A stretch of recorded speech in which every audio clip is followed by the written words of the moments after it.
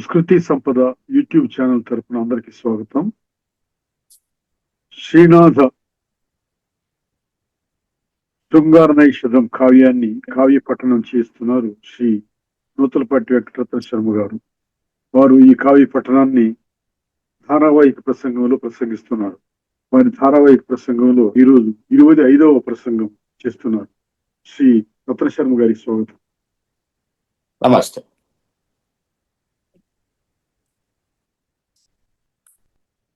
అమరుహాటకమయ కవాటములతోడ గురుతరంబైన అవ్వీటి కోటగవను కులిశధారకు తప్పి రెక్కలను తాను బయట కొలుగున్న పసిడి కొండయును బోలే. ఇంకా కుండినపురం యొక్క వర్ణనలోనే ఉన్నాం. కుండినపురం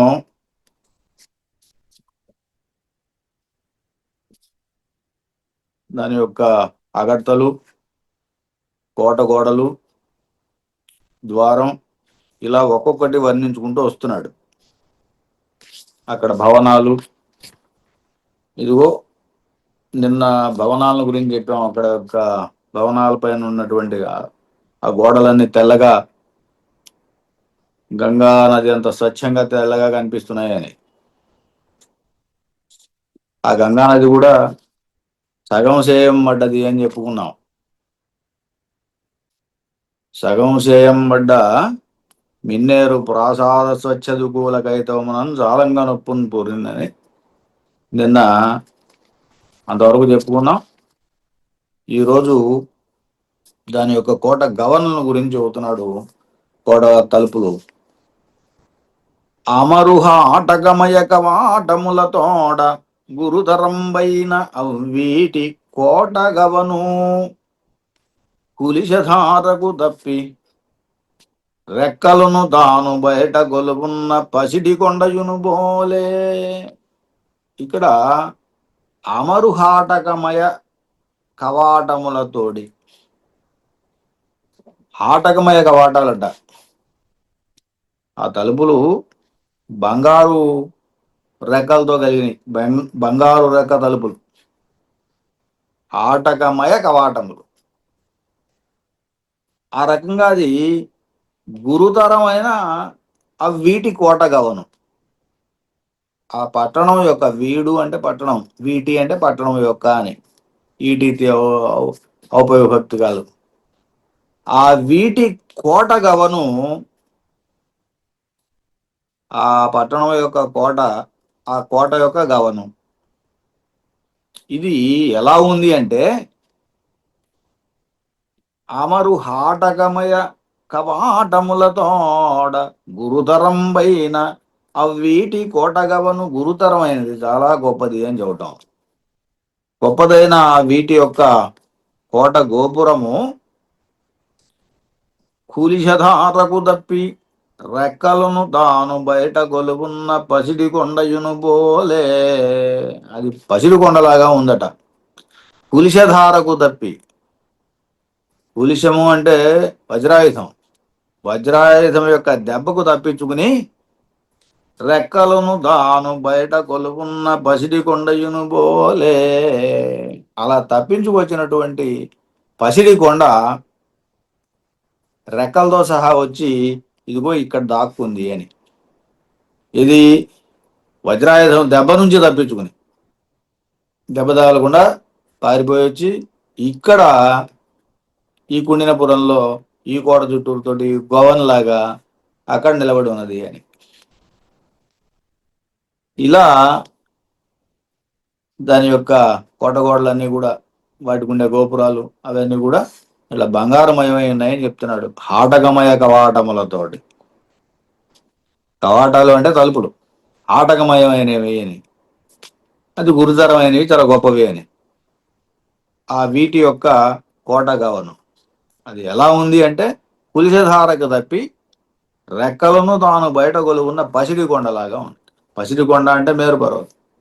సాధారణంగా ఇగో ఈ కవుల యొక్క సమయము వర్ణనకి మేరు పర్వతాన్ని ఇలాగే కోటగా వర్ణిస్తూ ఉంటారు. దానికి కొన్ని సాంప్రదాయాలు, కవుల యొక్క సమయం ఉంటాయి. మేరూపమానాత్ వప్రశత తుల్యం ఔన్నత్యం యజ్యతే అని మాఘుడు చెప్పాడట. మాఘ వ్యాఖ్యందు మల్లనాథ సూరి ఈ మాట చెప్పాడు. అంటే మేరుతోటి పోలుస్తూ ఉంటారు అని చెప్పడానికి అదొక ఉదాహరణగా చెప్పాడు ఆయన. అంతే. అలాగే దమయంతి కేళి ధాత్రీధర శిఖర హరిద్రత్న భాదర్ప సందోహమజాండాఘాత భగ్నస్య దభవ మద తావాప్త లజావనమ్రత్వముమైనుత్తానగావర్త్య సురభివదనాంతస్థమై లీల అత్యర్థము గోగ్రాస ప్రధాన వ్రత సుకృతము తోరంబుగా వీటికిచున్. ఇది మహాశ్రగ్ధర వృత్తంలో రాయబడినటువంటి పద్యం. మహాశ్రగ్ధర సాధారణంగా చందో విశేషాలు కూడా అలా ఒకటి అలా ఉంటూ ఉంటాయి. ఎక్కువగా చాలా మంది ఆశాశాంతాల్లో చందో విశేషాలను రాస్తూ ఉంటారు. ఈ శ్రగ్ధర, మహాశ్రగ్ధర, అది నన్నయ్య గారికి దగ్గర కాలం కాబట్టి నన్నయ్య కూడా చాలా వాడారు ఈ మహాశ్రగ్ధర శ్రగ్ధర పద్యాలని. దమయంతి కేళి ధాత్రీధర శిఖర హరిద్రత్న భాదర్ప దర్భ సందోహము అజాండాఘాత భగ్నస్యద భవ మదతవాప్త లజ్జావనమ్రత్వమైను తానగావర్త్య సురభివదాంతస్థమై లీలనత్యర్థము గోగ్రాస ప్రధాన వ్రత సుకృతము దోరంబుగా వీటికిచ్చున్. ఇది శ్రగ్ధర అని చెప్పుకున్నాం. ఇదో ఒక మంచి విశేషం ఈ పద్యంలో. ఏమిటంటే దమయంతి, ఆమెకు ఒక క్రీడాశైలము, క్రీడా పర్వతం ఆడుకోవటానికి. దమయంతి కేళి ధాత్రీధర శిఖరం. ధాత్రీధరం అంటే కొండ, దాని శిఖరం, దాని మీద ఉండే హరిద్రత్న భా. హరిద్రత్న భా అంటే పచ్చని రత్నాలు, మరకతాలు, వాటి కాంతులు. భా అంటే కాంతి. దమయంతి క్రీడాశయము, దాని శిఖరం మరకతమయమై ఉన్నది. మరకతం అంటే పచ్చ, మరకతమై ఉన్నది. దాని కిరణాలు దర్భలు, దర్భమోపులు ఊర్ధ్వముఖంగా ప్రసరిస్తున్నాయట. కిరణాలు పైకి ఊర్ధ్వముఖంగా ప్రసరిస్తున్నాయట. హరిద్రత్న భా, ఆ మరకతాల యొక్క కాంతులు దర్భ సందోహము, దర్భ యొక్క సందోహం, దర్భలు అవి. సందోహం అంటే వాటి సమూహం అంటే ఏమిటి? దర్భలను కలిపి ఒక కట్టలా కట్టడం, ఒక కట్ట అనుకోండి పోయి. అవి ఊర్ధ్వముఖముగా ప్రసరిస్తూ ఉన్నాయట. సరే, సాధారణంగా ఈ ప్రసరించే కిరణాలు చాలా వేగంగా ప్రవహిస్తూ ఉంటాయి. అది ఆ వేగంగా ప్రవహించడం వల్ల ఏమైందంటే పైన ఉన్నటువంటి బ్రహ్మాండం యొక్క అంచు ఏదో తగిలింది. దానికి ఈ మాట చెబుతున్నాడు. అజాండాఘాత భగ్నస్యద భవమద తావాప్త లజావనమ్రత్వము మై నుత్తానగామత్య సురభివదనాంతస్థమై. ఇప్పుడు ఎంత చాలా పొడుగైనటువంటి ఒక పెద్ద సమాసం. అజాండ ఆఘాత, ఆ పైన ఉన్నటువంటి అజాండం తగలడం వల్ల భగ్నస్యద, భగ్నమైనటువంటి వేగం అంటే వేగ భంగం జరిగిందనమాట. అది పైన తగలడం వల్ల ఈ కిరణాల యొక్క అత్యంత వేగ ప్రసారణ పైకి వెళ్ళి అక్కడ పైన ఉన్నటువంటి అజాండం ఎక్కడైతే అంచు తగిలిందో దాంతో ఆ వేగం ఆగింది అని. దానివల్ల సిగ్గు కలిగింది, అవమానం కలిగింది.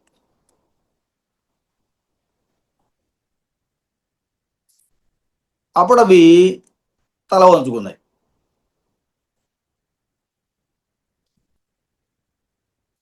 అప్పుడు కామధేనువు ఆ బ్రహ్మాండానికి కాళ్లకు తగిలించి వీపును మన వైపు ఉంచి సంచరించిందట. అంటే భూలోకం వైపు ఉంచి సంచరించింది అని. కాళ్ళేమో పైకి, భూ వీపేమో కిందికి, ఇలా సంచరించిందట.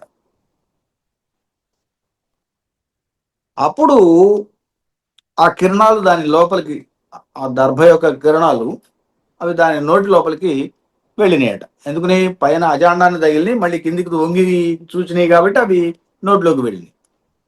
అది తలకిందులుగా ఉండటం వల్ల నోట్లోకి వెళ్ళినాయి. ఇది ఈ రకంగా దర్భలు ఆ కామధేనువుకి మేత అయి ఒక మహాపుణ్యాన్ని కలిగించినాయి అని. అది మరి అంతకు మించినటువంటి పుణ్యం ఏముంటుంది? దానికే గోగ్రాస ప్రధాన వరద సుకృతము తోరంబుగా వీటికి ఇచ్చుతుంది. ఈ పట్టణానికి ఈ దర్భలు ఇక్కడి నుంచి వీటి యొక్క కిరణాలే కదా పైకి వెళ్ళింది.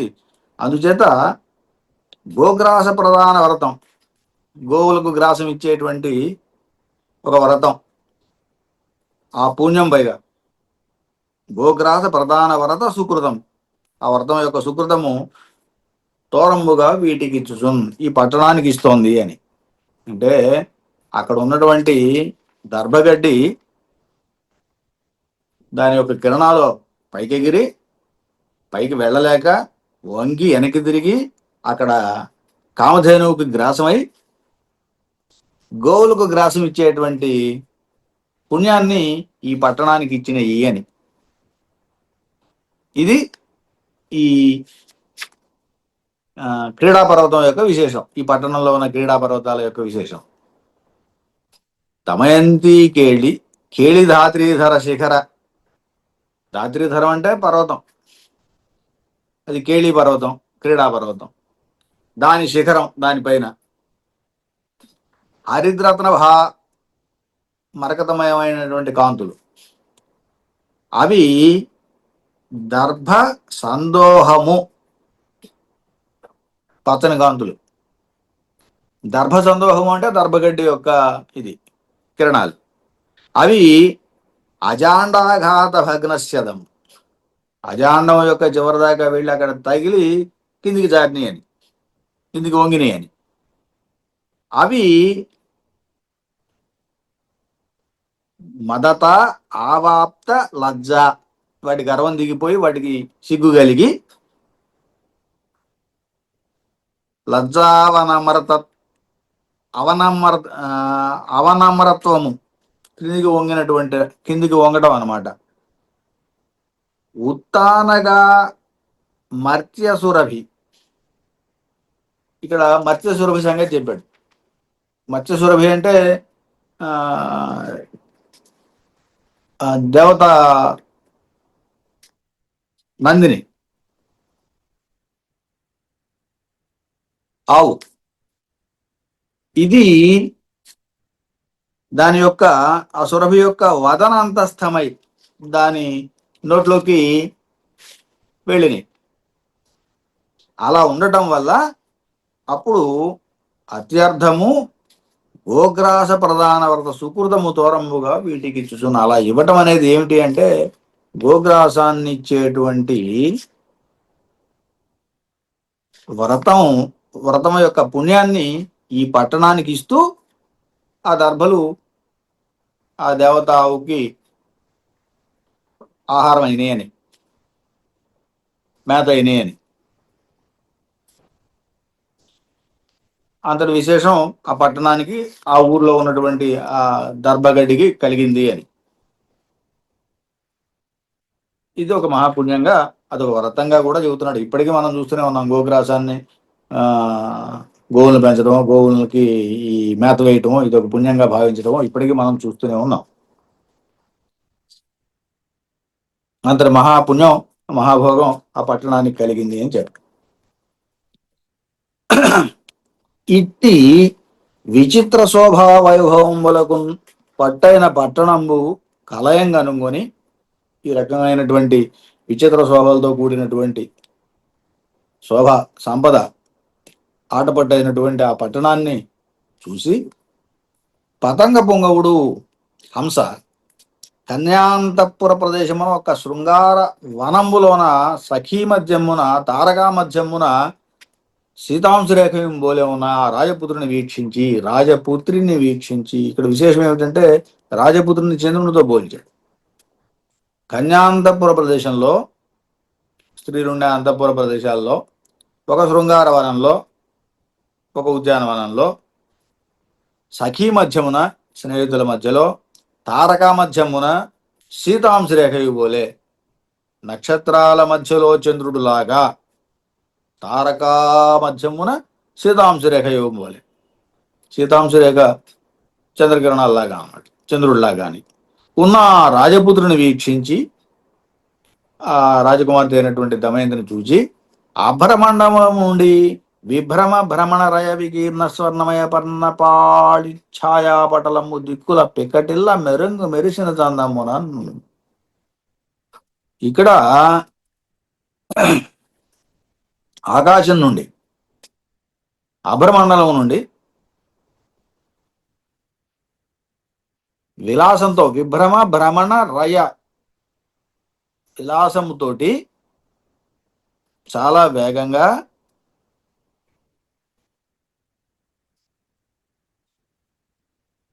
వికీర్ణ విస్తరింపబడినటువంటి స్వర్ణమయ పర్ణపాళి ఛాయ బంగారపు రెక్కల యొక్క కాంతి స్వర్ణమయ పర్ణప ఆళి ఛాయ బంగారపు రెక్కల యొక్క కాంతి. మొదటి నుంచి చెప్పుకుంటున్నాం ఈ హంసకి బంగారు రెక్కలు ఉన్నాయని.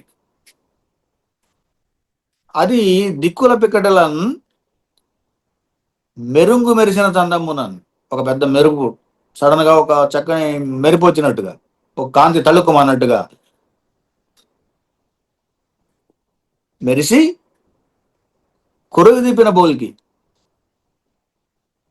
కొరువి దిప్పినట్టుగా కొరివి అంటే ఒక కాగడ లాంటిది కొరివి దిప్పిన బోల్కి దమయంతి వదన చంద్రబింబంబు సేవింపన్ పనిపూని వచ్చు పరివేష చక్రంబు చాటున.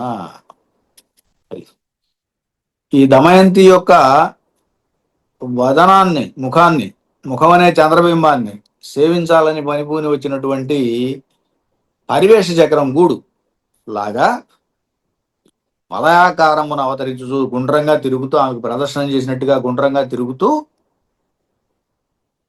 ఆకుంచిత పక్షమూలాలని రెక్కల మొదలని ఆకుంచింపజేసుకుని కుదించుకుని నివేశ దేశాదత ధూత పక్షమునుగా అక్షణంబు రాలిన చాపుబడిన రెక్కలతోటి ఆడిస్తూ నెమ్మదిగా ఒక్కసారిగా ఆకస్మికంగా అక్కడ వాలింది అని. ఎక్కడ? దమయంతి దగ్గర. దమయంతి చుట్టూ తిరిగింది, రెక్కల్ని ముడుచుకుంది, అలాగే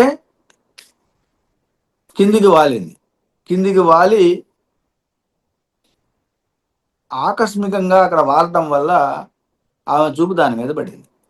దమయంతి యొక్క చూపు ఆ హంస మీద పడింది. ఇలా హంస దగ్గరికి చేరింది, దమయంతి దగ్గరికి చేరింది హంస. దమయంతి వదన చంద్రబింబంబు సేవింపం పనిభూని వచ్చు పరివేష చక్రంబు చాటున. పరివేష చక్రము అంటే గుడి చుట్టూరుతో గుడి కట్టడం, చంద్రుని చుట్టూరుతో గుడి కట్టినట్టుగా గుడి కట్టడం, ఆ రకంగా గుండ్రంగా తిరగడం అనమాట. వలయాకారం మన అవతరించు గుండ్రంగా అవతరించడం, కిందకి దిగింది, గుండ్రంగా ప్రదర్శన చేస్తూ కిందకి దిగినట్టు.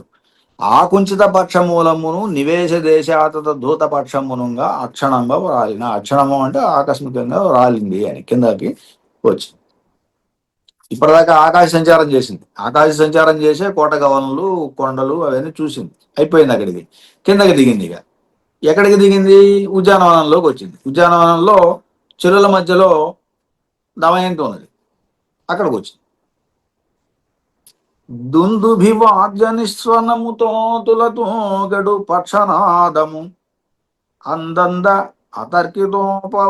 అతర్కితోపనతమై వినబడ్డ విహారలీలంజంది పరాగుణన్ మెలగు చిత్తములు దవిణంగలంగగా ఇందుని భాష్యలపుడు సమీక్షణ చేసిరి రాజహంసమున్. ఒక్కసారిగా హంస వచ్చి అక్కడికి వాలేసరికి వీళ్ళ చూపులన్నీ ఒక్కసారి దాని మీద పడ్డాయి. దుందుభివ ఆర్జనిస్వనముతో దుందుభి మోతలతో సమానంగా తులతూగడు పక్షనాదము, ఆ రెక్కల యొక్క చప్పుడు, రెక్కల రెక్కల యొక్క చప్పుడు ఏదైతే ఉందో అది దుందుభినాదంలాగా అనిపించిందట. దుందుభివాద్యని నిస్వనముతో తులతూగడు పక్షనాదము, పక్షనాదము, పక్షము అంటే రెక్కలు, రెక్కల యొక్క ధ్వని, పక్షనాదము అందంద అతర్కితోపనతమై వినబడ్డా. అది అనూహ్యంగా వినపడింది. వాళ్ళని ఆ ధ్వనిని ఆకస్మికంగా విన్నారు ఒక రకంగా. అతర్కిత ఉపనతమై వినబడ్డ వినబడ్డ విహారలీలంజంది పరాకునన్ మెలగు చిత్తములు దవిడింగలంగగా. ఒక్కసారిగా వాళ్ళ అప్పటిదాకా స్వేచ్ఛగా విహారం చేస్తున్నారు, పరాకుతోటి ఉన్నారు, అనుకోకుండా ఇది జరిగింది. ఈ హంస కిందకి దిగింది, అదో పెద్ద ధ్వని చేస్తూ ఆ రెక్కల చప్పుడు చేస్తూ, ఆ రెక్కల చప్పుడు కూడా ఓ పెద్ద దుందు వినాదం లాగా వినపడింది వాళ్ళకి. ఒక్కసారిగా చిత్తము ఉద్దవిడిని కలంగగా, చాలా మిక్కిలి కలత చెందినట్టుగా ఒక్కసారిగా ఉలిక్కిపడ్డారు. ఇందుని భాష్యలప్పుడు సమీక్షణ చేసిరి రాజహంసమున్. అప్పుడు ఏమిటా, ఎక్కడి నుంచి ధ్వని, ఏమైంది అని చెప్పి అట్లా చూశారు. అక్కడ రాజహంసను చూశారు. సమీక్షణ చేసిరి రాజహంసను చూశారు. ఇందుని భాష్యలు అంటే స్త్రీలు అనేదానికి ఉపమా. ఇందు నిభ ఆశ్య, చంద్రునితో సమానమైనటువంటి ముఖములు కలిగిన వారు అని. ఆ మతకాసినులు తమ చిత్తంబులు విముక్త తత్తద్ విషయ గ్రహంబులై ఆ హంసమునందు పరబ్రహ్మమునందనం పోలే వర్తించుచుండని చూచుచుండరి. ఆ స్త్రీలంతా కూడా తమ మనసుల్లో విముక్త తత్తద్ విషయ గ్రహములై ఆ హంసమునందు పరబ్రహ్మమునందం పోలే వర్తించుండని చూచుండరి. ఆ హంసని ఓ పరబ్రహ్మం చూసినట్టుగా చూస్తూ ఉన్నారు అని. విదర్భరాజు బట్టి తన నెమ్మనమన పుట్టిన కౌతూహలమున, విదర్భరాజు పట్టి అంటే బిడ్డ, దమయంతి తన మనసులో కలిగినటువంటి కౌతూహలంతో ఆ మరాళంబు పట్టదలంచి ఆ హంసను పట్టుకోవాలనుకుని ఒయ్యనొయ్యన కదే అనేదించిన నెమ్మది నెమ్మదిగా దాక్కుంటూ దగ్గరకు వచ్చింది. ఆ జాలపాదమును, జాలపాదం అంటే హంస, ఆ జాలపాదమును ఆ బాల తలం పెరిగి ఈ దమయంతి ఏం చేయబోతోందో పసిగట్టి ఎగసియున్ తప్పన్ కృంగియు దాటుకొనియు తన మీద వాలు కేలుదోయి ఒడుపు తప్పించుకొని అని ఆ రకంగా మొత్తం మీద ఎగురుతూ గంతులేస్తూ మీద చేతితోటి పట్టుకోబోతున్నటువంటి దమయంతిని తప్పించుకుంటూ ఇలా దొరకటం లేదు. కాంచనపత్ర రథగ్రహణ లీలా వ్యవసాయము నిష్ఫలంబైన, ఇదిగో బంగారపు రెక్కలతో ఉన్నటువంటి ఆ పక్షిని పట్టుకోవడం, ఆ ప్రయత్నం, వ్యవసాయం అంటే ప్రయత్నం, నిష్ఫలంబైన, ప్రయోజనం కాకపోయినందువల్ల, ఫలవంతం కాకపోయినందువల్ల రాచోలిని చూచి చెలులు కలకలంజే చేసరిచునగిరి. అప్పుడు తన సఖులు ఉన్నారు కదా, చెలికత్తులు, వాళ్ళంతా కూడా గేలి చేస్తూ చప్పట్లు కొడుతూ నగిరి, చెలులు కలకలన్ చేసరిచి నగిరి, చప్పట్లతోటి ఎగతాళి చేస్తూ నవ్వారు అని. ఎందుకుని? దమయంతి ఆ హంసను పట్టుకోలేకపోయింది అని. హస్తతలతాళ కోలాహలమునన్ పులుగు బెదిరించిదిరి. అలాగే చేతులతోటి చప్పట్లు కొడుతూ ఆ పక్షిని కూడా బెదిరించారు అని. దీన మీకు ఏమి లాభం అయ్యానని సఖీ జనంబులను కనలి పలుకుచు. ఎప్పుడైతే అది బెదిరి పారిపోతుందో హంస, దానివల్ల మీకేమి లాభం జరిగింది అని చెప్పేసి ఆమె కోపగించుకున్నది దమయంతి చెలికత్తెల మీద. సఖీ జనములను కనలి వలుకుచు మార్తాండును అనువర్తించు ఛాయాదేవి బోలే, సూర్యుణ్ణి అనుసరించేటువంటి ఛాయాదేవి లాగా ఆ తోయజాక్షి మానసోకము వెనుకుని నేను ఆ దమయంతి ఈ హంసను వెంట అంటే వెళ్తోంది, హంస వెనకాలే వెళ్తోంది. ఆ నారీ నివహమును మేలంపు మాటల కైవడి హంసగమన హంసాభిముఖి అయిన యాత్ర పెద్దలు నిషేధించురు సుమి అనుచు మందగతిని పిరుందన ఏదించి.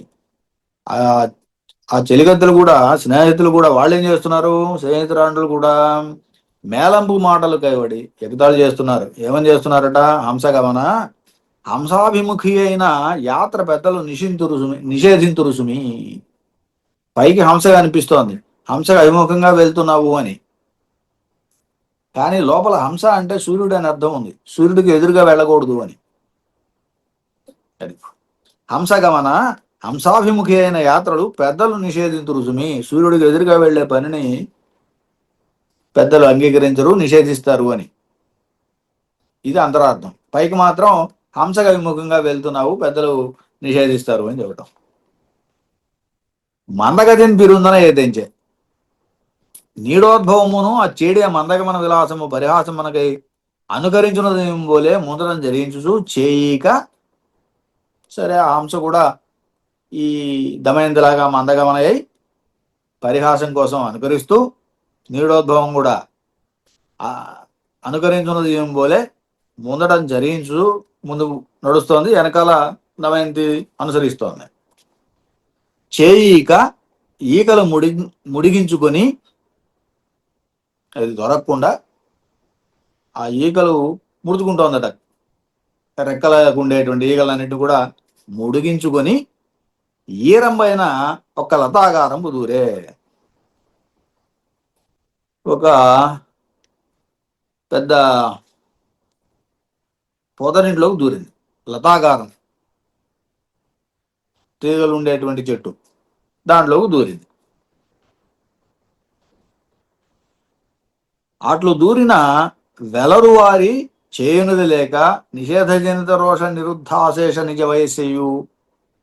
అలా అది ఎప్పుడైతే ఆ చెట్ల పొదల్లోకి దూరిందో ముఖం వెలవపోయింది. వెలరువారి వెలవెలబోయి చేయునది లేక నిషేధజనిత రోష నిరుద్ధాశేష నిజ వయస్సయు. ఆమెకి ఇప్పటికే చెల్లెలు దూరం అయ్యారు. ఎందుకు, వాళ్ళని కొంచెం కఠినంగా మాట్లాడింది కాబట్టి, దానివల్ల వాళ్ళకు కోపం కలిగి వాళ్ళని దూరం చేసుకున్నది అని.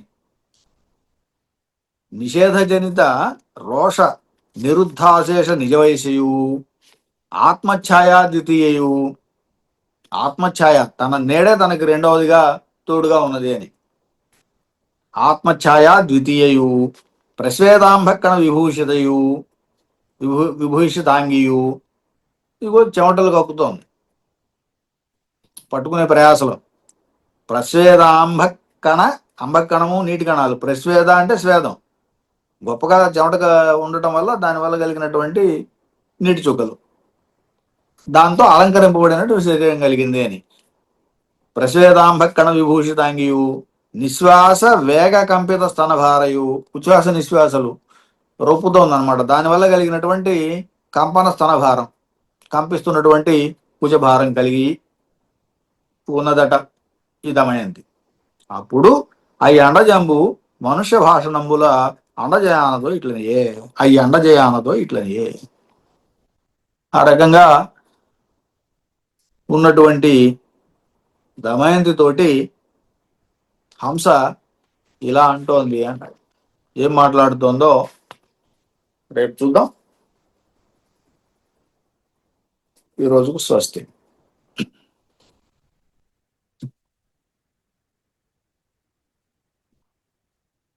శ్రీనాథుని శృంగార నైషధం కావ్య పఠనం ధారావాహిక ప్రసంగంలో ప్రసంగించిన శ్రీ నూతలపాటి వెంకటరత్న శర్మ గారికి ధన్యవాదాలు.